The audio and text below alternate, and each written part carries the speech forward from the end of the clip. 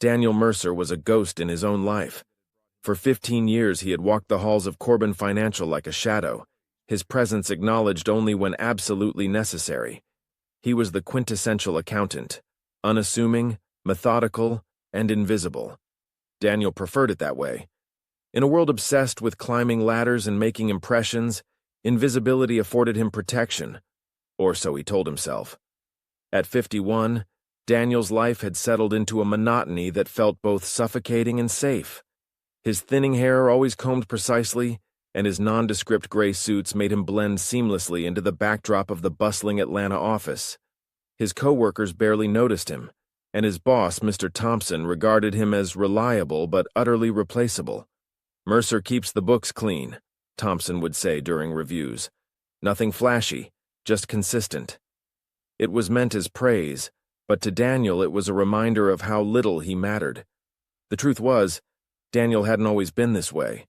He had once been ambitious, graduating at the top of his class from a prestigious university. Those years had felt like a different lifetime.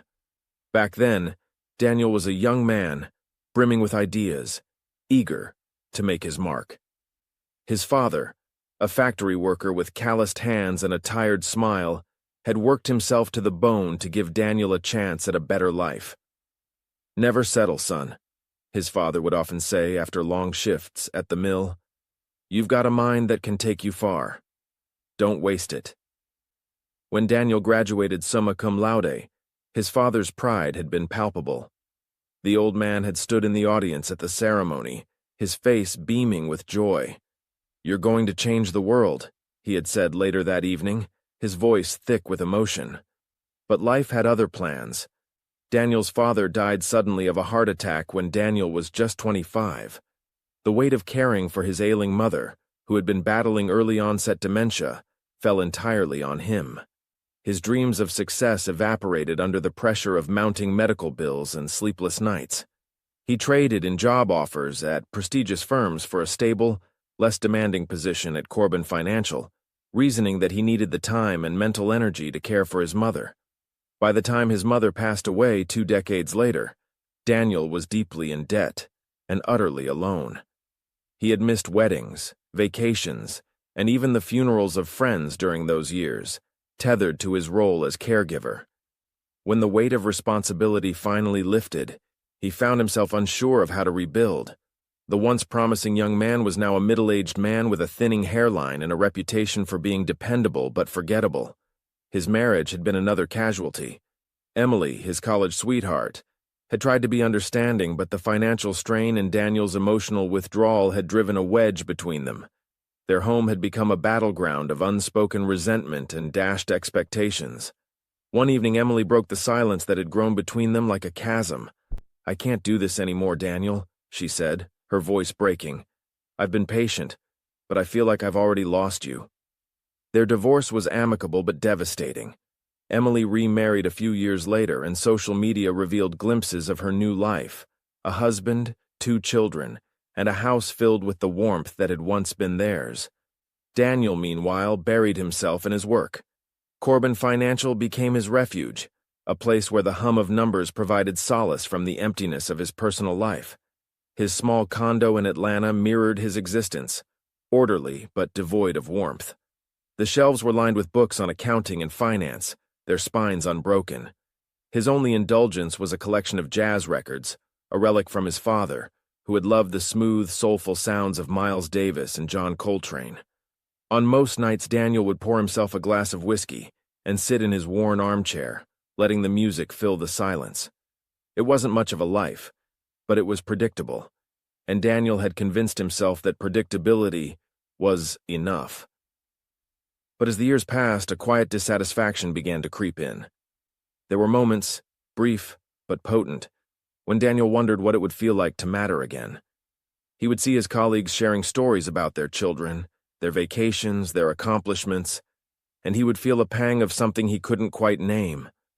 Was it regret? Envy? Whatever it was, he buried it deep, telling himself that he was too old to change, that this was his lot in life, until the day he discovered the loophole. "Let me know if you'd like me to continue extending the next chapter," the loophole, or refine any specific aspect of this one. It began like any other day, mundane and unremarkable.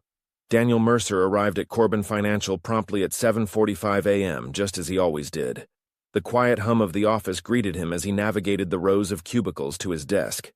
A neat stack of files awaited him, and a company-wide email announcing a software upgrade to the transaction processing system barely registered as he sipped his lukewarm coffee. These upgrades were routine, tedious but necessary. As the senior accountant, Daniel was tasked with ensuring the transition went smoothly. The old system, a relic from the early 2000s, had served its purpose but was long overdue for replacement. Daniel began by reviewing l'actes, a mind-numbing task that required meticulous attention to detail. Hours blurred into days as he sifted through columns of data, highlighting anomalies and reconciling discrepancies that might cause issues during the upgrade. By the third evening, the monotony had settled in, and Daniel found himself working late, alone in the dimly lit office. That's when he noticed it, a peculiar quirk in the software. The system had a unique way of handling high-volume transactions, rounding off fractions of a cent. Individually, these discrepancies were negligible, amounting to mere fractions of a penny. But as Daniel delved deeper, the realization hit him like a thunderbolt. Over millions of transactions, those fractions added up to significant sums. His first instinct was to report the issue, as he had done with countless anomalies over the years. Daniel even began drafting an email to his supervisor, the cursor blinking on his screen. Yet midway through, his hands stilled. What's the point? He thought, leaning back in his chair.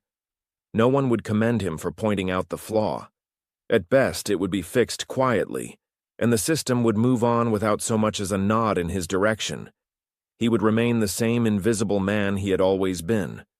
That's when the idea struck him, a thought so audacious it made him sit upright in his chair. What if he didn't report it? What if instead he redirected those fractions to an account of his own? The notion was absurd, the kind of idea that flickers briefly before being dismissed as impossible. And yet, it lingered. For days, the idea haunted him. He replayed the scenarios in his mind, oscillating between exhilaration and dread.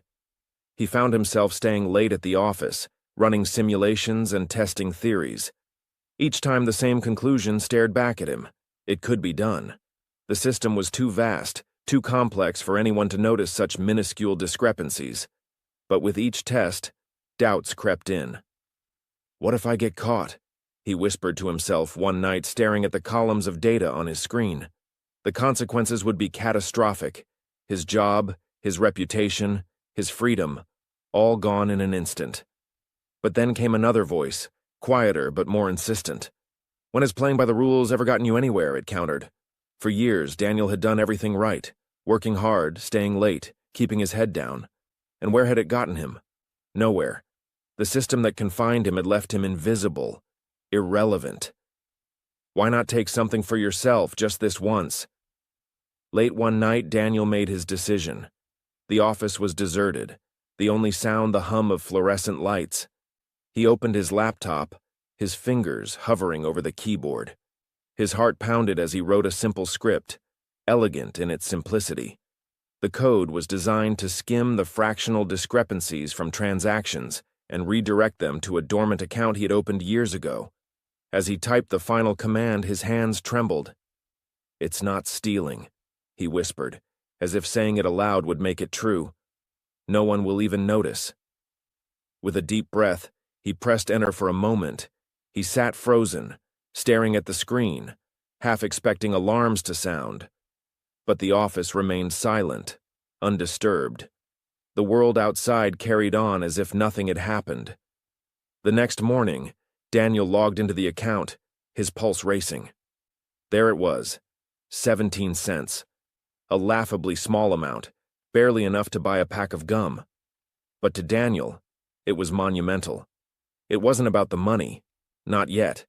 It was about proof. Proof that he could outsmart a system that had kept him invisible for so long.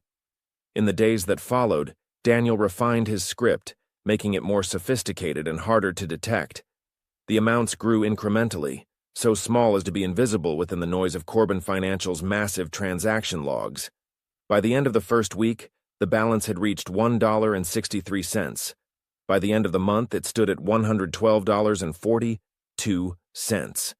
Daniel felt a surge of exhilaration each time he checked the account.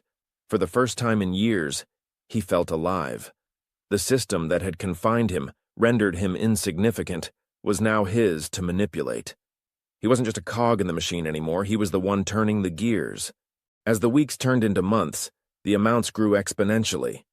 By the third month, the balance had surpassed $4,700. Daniel began keeping a detailed ledger of his earnings, meticulously tracking every transfer.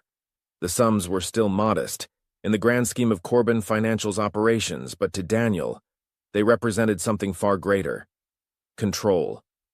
With each success, he found new ways to justify his actions. No one's losing anything, he reasoned, staring at the glowing screen in his dimly lit condo. It's just rounding errors, money that would have disappeared into the ether anyway. He began to see himself not as a thief, but as someone evening the scales. After all, hadn't the system taken enough from him? His time, his energy, his youth, all sacrificed for a company that barely acknowledged his existence. But there were moments, brief, fleeting moments, when the guilt crept in. Late at night as he lay in bed, he would replay the what-ifs in his mind. What if they find out? What if this all comes crashing down? Each time he silenced the doubts with the same thought: I deserve this. By the end of the year, the account balance had surpassed $85,000. The number seemed surreal to Daniel, a far cry from the 17 cents that had started it all. He found himself checking the balance obsessively, the growing digits a source of both pride and paranoia. He began double-checking his tracks, creating fake logs and layering his script with additional obfuscation. Every detail had to be perfect. Every transaction had to be untraceable. The risks were undeniable, but the thought of stopping never crossed his mind. This wasn't just about the money anymore. It was about reclaiming something he had lost long ago: control. The first indulgence was small: a tailored gray suit. For years, Daniel had cycled through the same off-the-rack suits, their fit slightly baggy, their colors dull and uninspired. But now, standing in front of a mirror in an upscale boutique, he saw a different version of himself. The fabric hugged his frame perfectly, the subtle sheen catching the light in a way that felt almost luxurious. "You've got an eye for quality," the salesman said, smoothing the lapels as Daniel turned to inspect himself in the mirror. "This one's a classic, timeless cut, perfect for a man of your stature."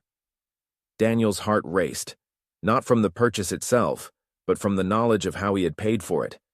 The price tag was steep, nearly $1,200, more than he had ever spent on a single piece of clothing.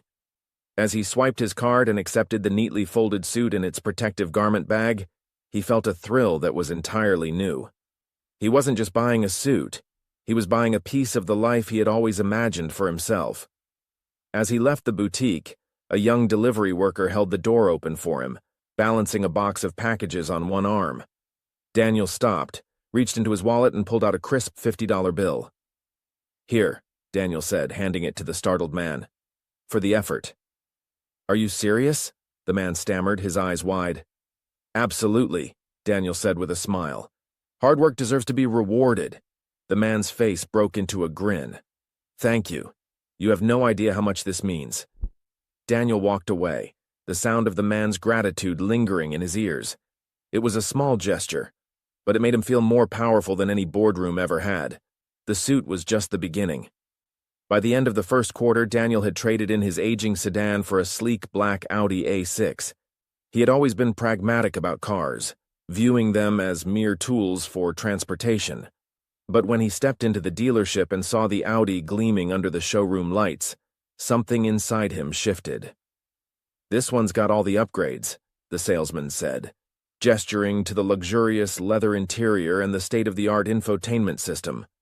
Quiet, powerful, and built for someone who appreciates the finer things. Daniel slid into the driver's seat, running his hands over the smooth leather and inhaling the intoxicating scent of a brand-new car. "I'll take it," he said without hesitation. The salesman blinked. You haven't even looked at the financing options." "No need," Daniel replied, a note of finality in his voice. The price, $65,000, he didn't even flinch. The first time he drove the Audi out of the dealership, the engine's purr felt like music to his ears. He took the long way home, savoring every curve of the road, every burst of acceleration. It wasn't just a car, it was a declaration, a tangible symbol that he had arrived. One evening, Daniel stopped at his favorite coffee shop. The barista, a young woman with tired eyes, handed him his order with a polite smile. "That'll be $4.85, she said. Daniel pulled out a $100 bill and placed it in the tip jar. The barista stared at him, dumbfounded. "Sir, are you sure?" "Completely," Daniel said, taking his coffee. "Consider it an investment in good service." The barista's eyes welled up. "Thank you. Seriously, this makes my week." Daniel sipped his coffee as he walked out, feeling a quiet satisfaction. It wasn't just about the money, it was about the connection, the ability to make someone's day brighter with a simple gesture. His generosity extended beyond chance encounters. One Saturday afternoon, he visited a local nonprofit that provided meals for the homeless. Daniel had passed the building countless times, but never stepped inside. This time, he walked in with a check for $10,000. The director, an older woman with a kind face, was stunned. "I don't even know how to thank you," she said, her voice trembling. "This will feed hundreds of people." "No need to thank me," Daniel replied. "Just keep doing what you're doing." But for all his generosity, Daniel also indulged in himself. He booked a weekend stay at a luxury hotel downtown, splurging on the penthouse suite.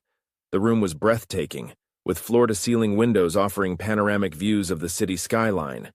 He sank into the plush king-size bed, letting out a deep sigh of contentment. Later that evening, he dined at the hotel's Michelin-starred restaurant, savoring a perfectly cooked Wagyu steak paired with a bottle of 20-year-old Bordeaux.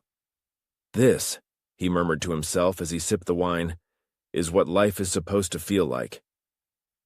On another occasion, Daniel found himself at a high-end watch boutique. He had always admired fine watches but considered them an unnecessary extravagance. Now, as he tried on a sleek Omega Seamaster, he felt a sense of satisfaction he couldn't quite explain.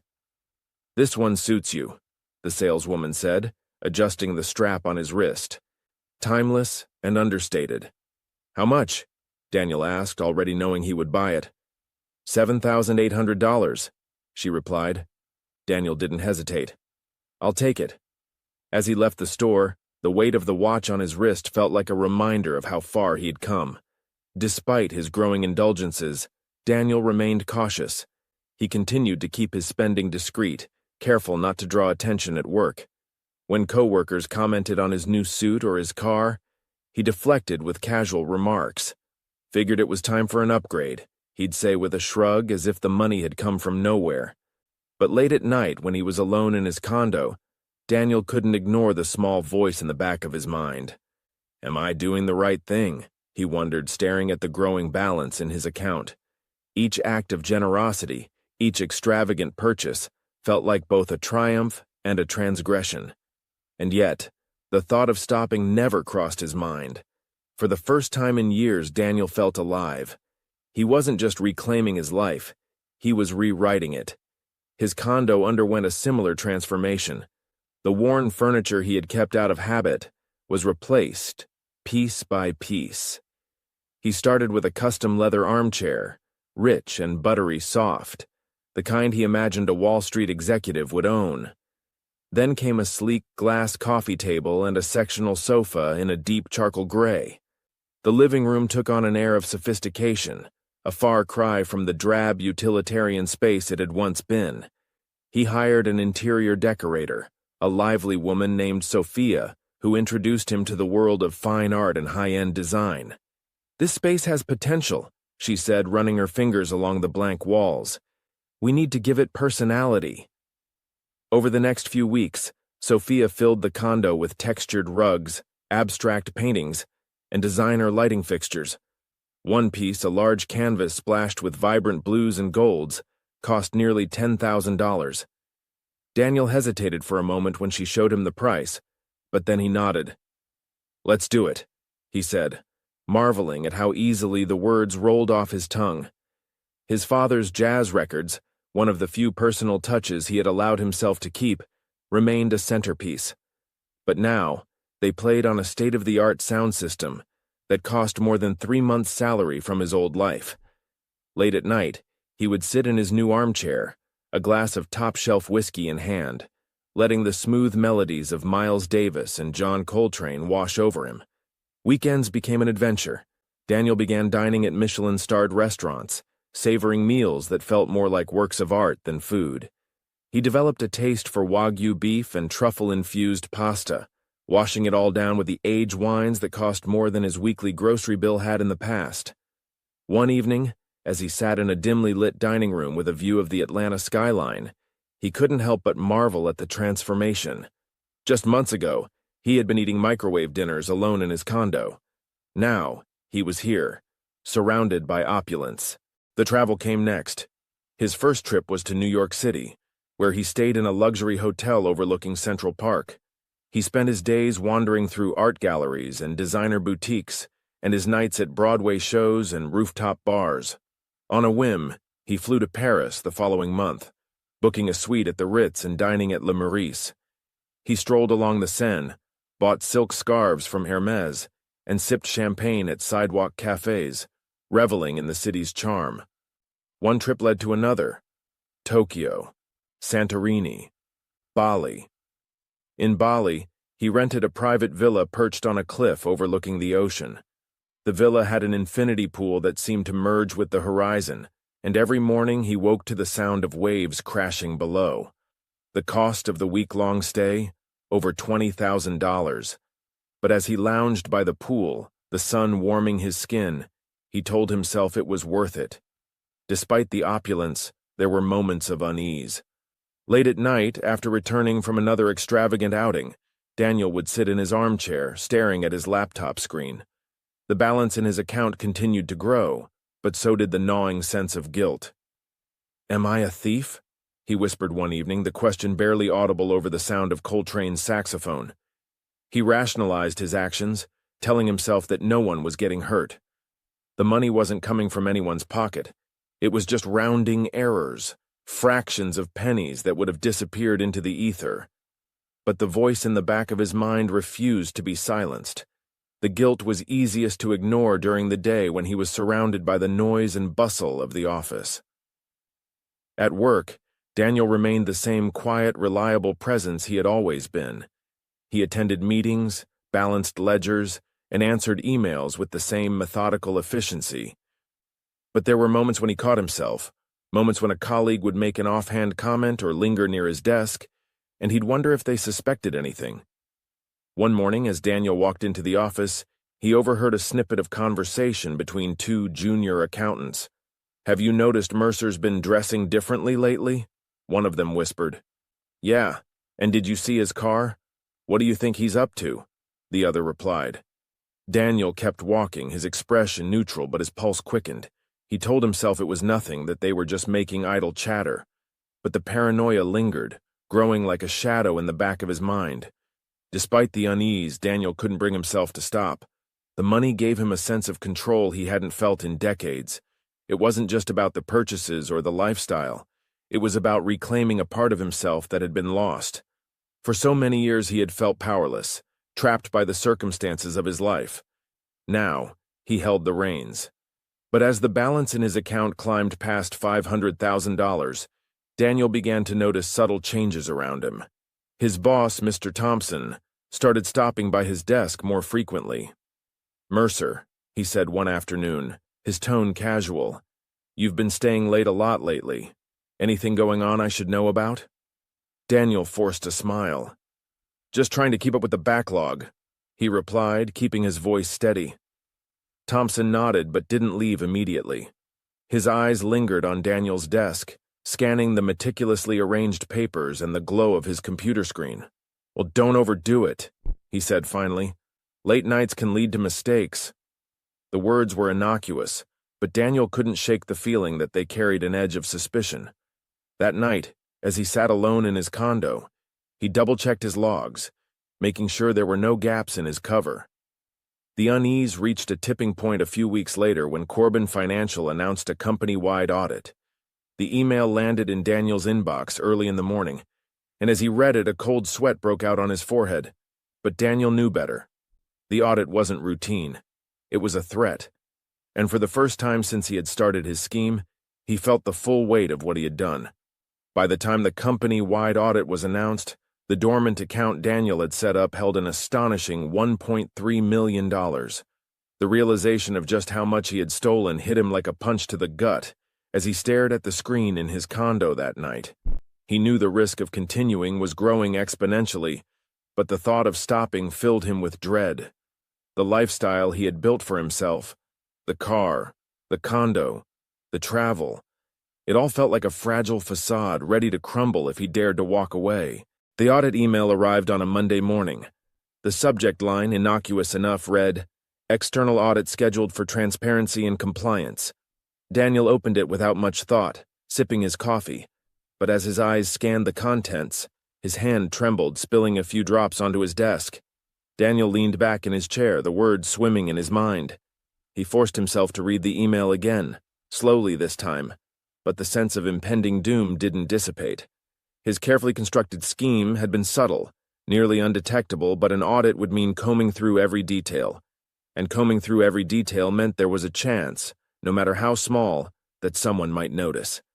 That night, Daniel sat in front of his laptop for hours, meticulously reviewing his logs and refining his script. He added layers of obfuscation, creating fake transaction trails to cover his tracks. He even considered withdrawing the money and shutting down the account, but the thought of such a drastic move made him hesitate. "It's too soon," he muttered to himself. "If I make a sudden move, it'll raise more questions." Instead, he resolved to be cautious. He temporarily paused his script, ensuring no new transfers would take place during the audit. It was a calculated decision, one he hoped would buy him time. 2 weeks later, Lydia Marsh arrived. The announcement of her name alone was enough to send murmurs through the office. Lydia was a seasoned auditor with a reputation for being thorough to the point of ruthlessness. Colleagues in the industry often referred to her as the scalpel, for her ability to dissect even the most complex financial systems and expose their vulnerabilities. She introduced herself during a team meeting that morning, her presence commanding the room. She was tall and sharply dressed, her dark suit tailored to perfection. Her gaze was sharp and unwavering, and when she spoke, her voice carried the kind of authority that made people sit up straighter in their chairs. "This is a standard audit," she began, her tone calm but firm. "But I take my work seriously. Over the next few weeks, I'll be reviewing transaction logs, compliance reports, and any flagged anomalies. If I have questions, I expect prompt and honest answers. Let's work together to make this as seamless as possible." Daniel avoided her gaze, keeping his eyes fixed on his notepad as she spoke. He scribbled meaningless notes, anything to appear engaged while his mind raced. She had barely been in the room for 10 minutes, and already he felt exposed. Lydia wasted no time. By the end of her first day, she had flagged several minor discrepancies in the transaction logs, which she brought up during a team meeting the following morning. "These rounding errors," she said, pointing to the data projected onto the screen, "don't align with the usual patterns. They're small, but they're consistent. Has anyone noticed this before?" Daniel's heart raced, but he forced himself to stay calm. "Probably just artifacts from the old system," he offered, his voice steady. "It had a lot of quirks." Lydia nodded thoughtfully but didn't respond. Instead, she moved on to the next point in her presentation, but the way her gaze lingered on him for just a moment longer than necessary sent a chill down his spine. Over the next week, Lydia's focus seemed to narrow. She began staying late, combing through transaction logs long after the office had emptied. Daniel watched her from a distance, his paranoia growing with each passing day.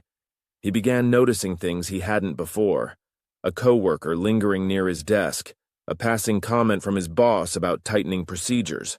Were they onto him, or was he imagining it?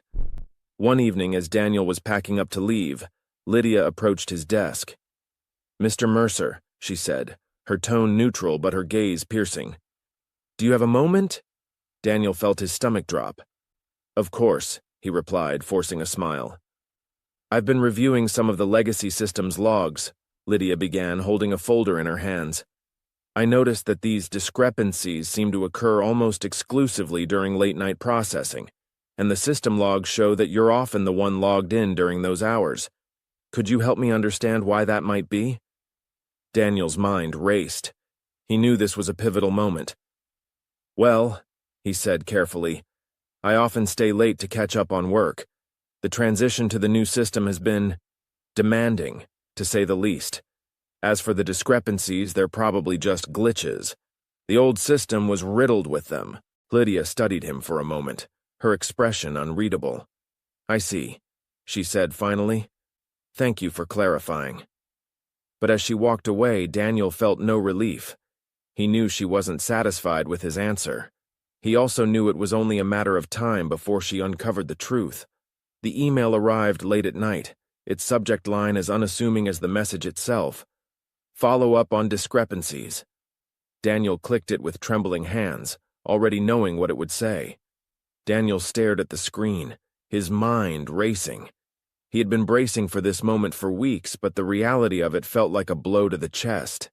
He spent the rest of the night preparing, reviewing his logs, rehearsing explanations, and mentally cataloging every plausible excuse he could muster. By the time the sun rose, he was exhausted but no closer to a plan. At 9 a.m. sharp, Daniel entered Conference Room B. Lydia was already there, her laptop open and a stack of printed reports arranged neatly on the table. She greeted him with a polite smile, but her eyes held the same piercing intensity that had haunted him since her arrival. Good morning, Mr. Mercer, she said, motioning for him to sit. Thank you for taking the time to meet with me. Of course, Daniel replied, his voice betraying none of the turmoil churning inside him. He sat down, folding his hands to keep them from trembling. Lydia wasted no time. I've been reviewing the transaction logs from the old system, she began, her tone calm but direct. And I've identified a pattern. These discrepancies, small, almost imperceptible, always occur during high-volume transactions. They're consistent and precise, which suggests they aren't random. What's more, they all tie back to a single dormant account. She slid a document across the table, her gaze never leaving his face. Does this account look familiar to you? Daniel glanced at the document, his heart sinking as he saw the account number. It was the account he had been using to funnel the stolen funds. For a moment, he considered denying everything, but the weight of her stare made it clear that she already knew the truth. He took a deep breath, his hands tightening into fists. Yes, he said quietly. It's mine. Lydia leaned back in her chair, her expression unreadable. I appreciate your honesty, she said after a pause. But I need to understand why. Why would you do this? You must have known the risks. Daniel hesitated, the words catching in his throat. He had spent so much time justifying his actions to himself, but now, faced with the question, he wasn't sure how to explain. I didn't do it for the money, he said finally. At least, not entirely. Then why? Lydia pressed, her tone softening slightly. Because I was invisible, Daniel admitted, his voice breaking. I've spent my entire life being overlooked, undervalued, dismissed. I was a good son, a good husband, a good employee. And what did it get me? Nothing. I'm 51 years old and I have nothing to show for it. This was my way of taking back control, of proving to myself that I mattered.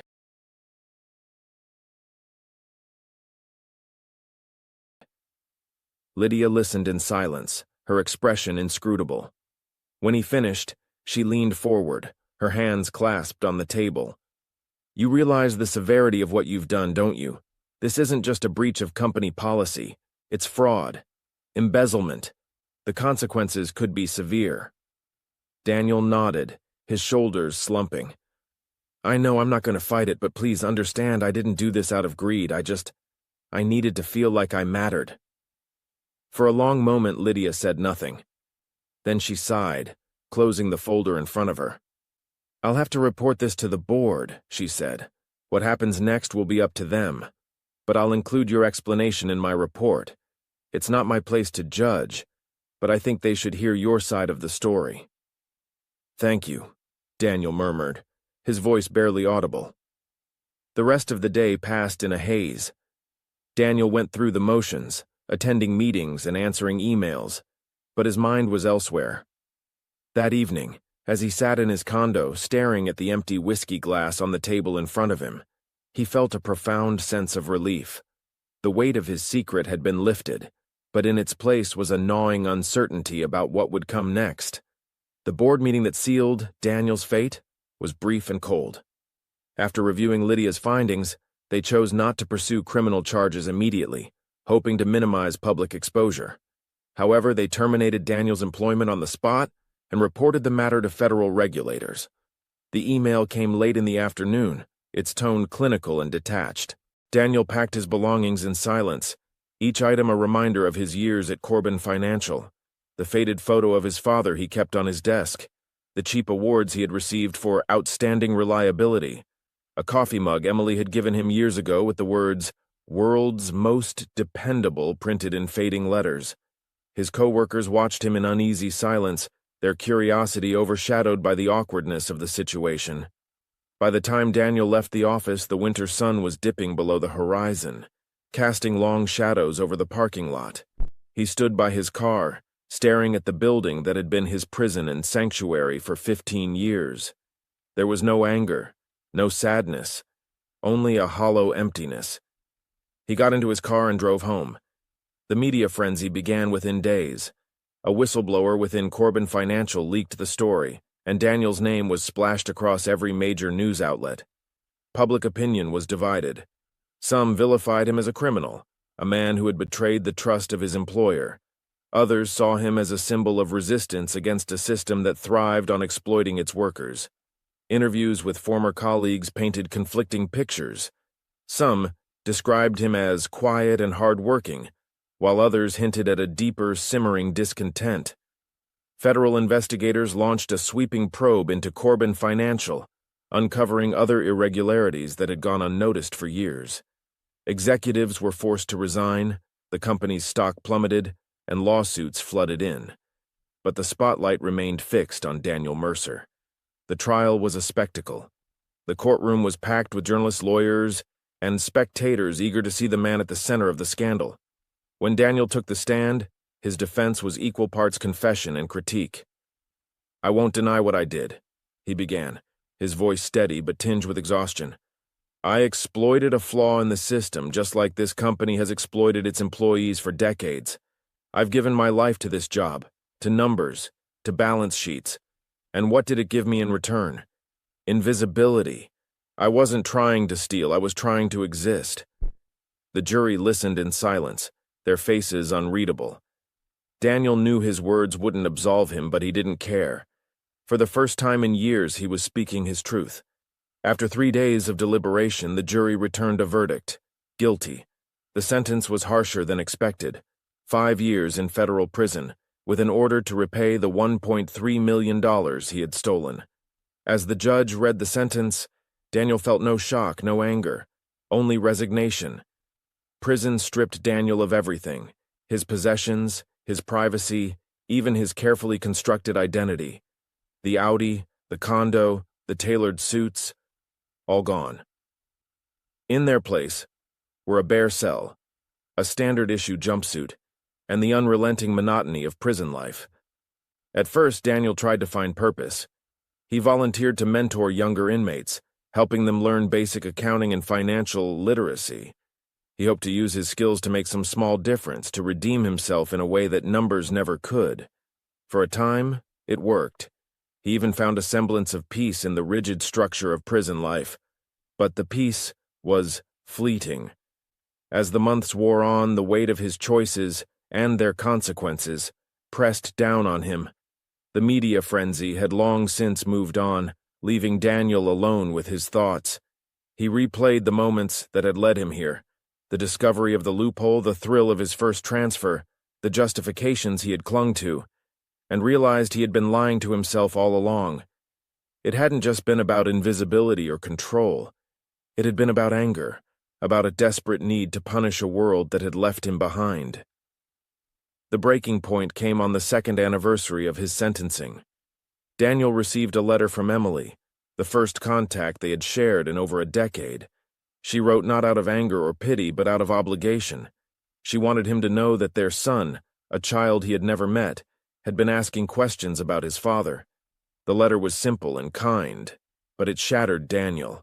He had always told himself that his choices had only affected him, that he had carried his burdens alone. But now, faced with the reality of the life he had abandoned, he couldn't ignore the truth. His actions had rippled outward, touching people he hadn't thought about in years. That night, Daniel sat on the edge of his cot, the letter trembling in his hands. For hours, he stared at the blank walls of his cell, the weight of his guilt pressing down on him like a physical force. In the early hours of the morning before the prison began to stir, Daniel made his choice. When the guards found him, Daniel was slumped against the wall of his cell, his body still and his face serene. He had used the bedsheets to fashion a noose, the final act of a man who had spent his life searching for meaning and control but had found neither. The aftermath of Daniel's death rippled through the prison and beyond. His story, already a symbol of systemic failure, took on a tragic weight. News outlets revisited his case, framing him as a cautionary tale. Activists used his story to push for reforms, demanding better protections for whistleblowers and greater accountability for corporations. For Emily and the son Daniel never met, his death was a quiet tragedy. They didn't attend the funeral, which was held in a small cemetery on the outskirts of Atlanta. Only a handful of former colleagues and prison volunteers came to pay their respects. In the end, Daniel Mercer's life was defined by numbers, those he had balanced, those he had stolen, and those that had finally consumed him. Yet his story left an indelible mark on the world, forcing it to confront uncomfortable truths about morality, accountability, and the quiet desperation that drives ordinary people to extraordinary acts. And though Daniel's life ended in solitude, his final act ensured that he would never again be invisible.